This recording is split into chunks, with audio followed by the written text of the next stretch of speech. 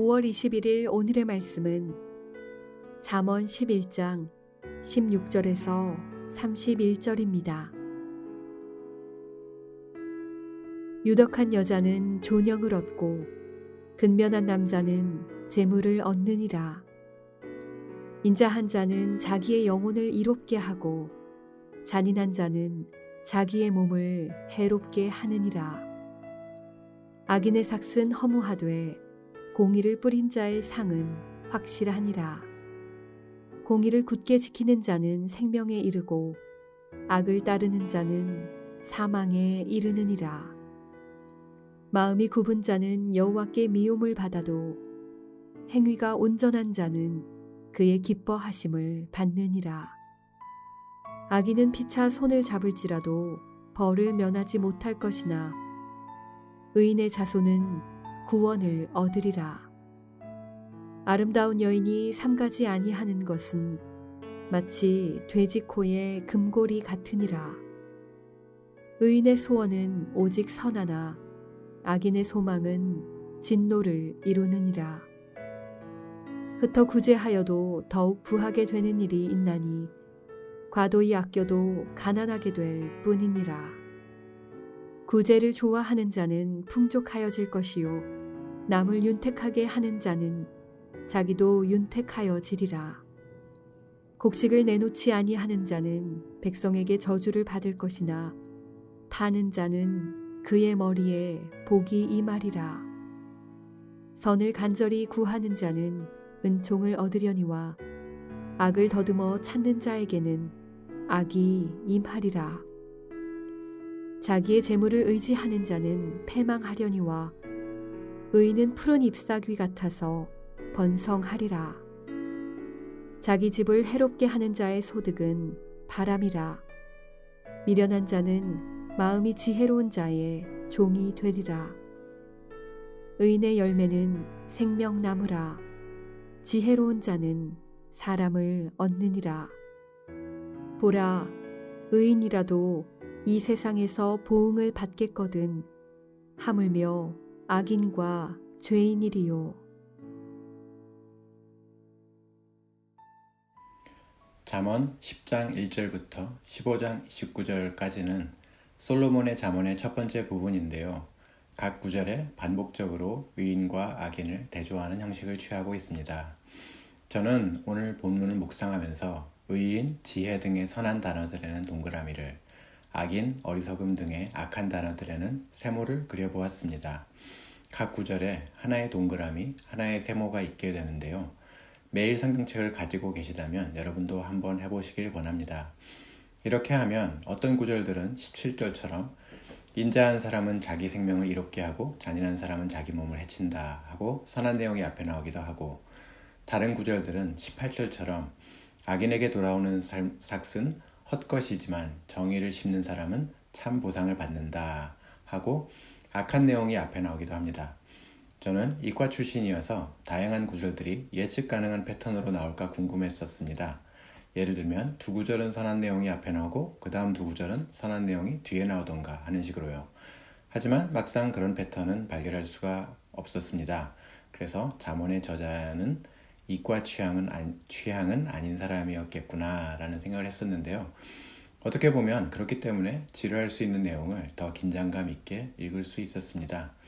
제가 본문을 묵상하면서 주님이 주신 생각은 세 가지인데요.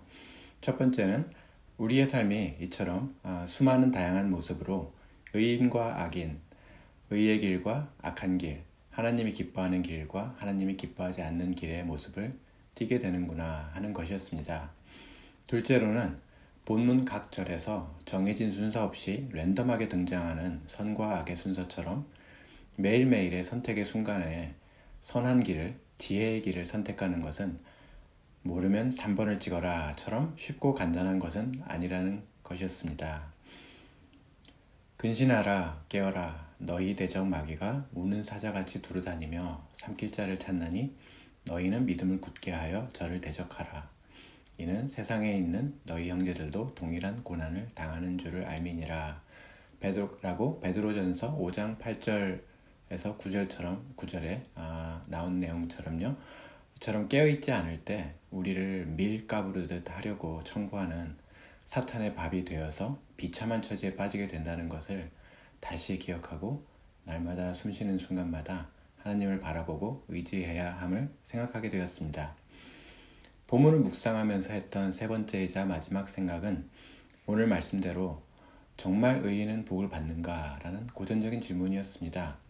죄 없는 어린이가 전쟁과 범죄와 기아의 희생양이 되는 현실에서 의인 이퀄 축복이라는 자문의 말씀을 확신하는 것은 쉽지 않습니다. 이런 묵상 중에 저에게 떠오른 것은 참 아름다워라 주님의 세계는 으로 시작하는 찬송가 54장, 특히 3절의 영어 가사였습니다. 이것은 내 아버지의 세계라 내가 절대 잊지 않게 하소서. 종종 악이 만연할지라도 여전히 하나님께서 통치하고 계신다는 것을. 이것이 내 아버지의 세계라. 전쟁은 아직 끝나지 않았으니 죽으신 예수님이 만족하실 것이며 땅과 하늘은 하나가 될 것입니다. 현실과 세상과 그리고 나의 마음에 종종 악이 만연하지만 전쟁은 아직 끝나지 않았다는 것, 결국 우리를 위해 죽으신 예수님이 만족하실 것이며 땅과 하늘이 하나가 될 것이라는 고백이 참으로 소망이 되는 진리임을 고백하게 되었습니다. 그리고 주님이 지으신 이 세계는 만연한 죄악과 그 결과와 이 세상의 팽배한 이전 투구 그리고 적자생존의 논리에도 불구하고 피조물이 고대하는 바는 하나님의 아들들이 나타나는 것이니 라는 구절처럼 사람들의 영혼은 단지 자신이 실천하지는 못해도 의와 자비를 갈망한다는 것이었습니다. 키아누 리브스라는 배우를 저희 아내가 참 좋아하는데요. 겸손하고 베풀기를 좋아하는 이 배우를 사람들이 의인으로 존경하고 롤 모델로 삼는 모습을 보게 됩니다. 예수님과 바울의 복음을 안다고 하는 내가 과연 의의 나무인 성도로 얼마나 겸손과 베품의 삶으로 덕이 되는지를 뒤돌아보게 됩니다. 그리고 철저하게 회개를 하게 됩니다. 항상 기뻐하라, 쉬지 말고 기도하라, 범사에 감사하라. 이는 예수 그리스도 안에서 너희를 향하신 하나님의 뜻이니라 라는 데살로니가 전서 5장 16절에서 18절 말씀처럼 항상 돌이키는 성도의 삶을 살기를 간절히 간구하며 헌신하게 됩니다. 기도하시겠습니다.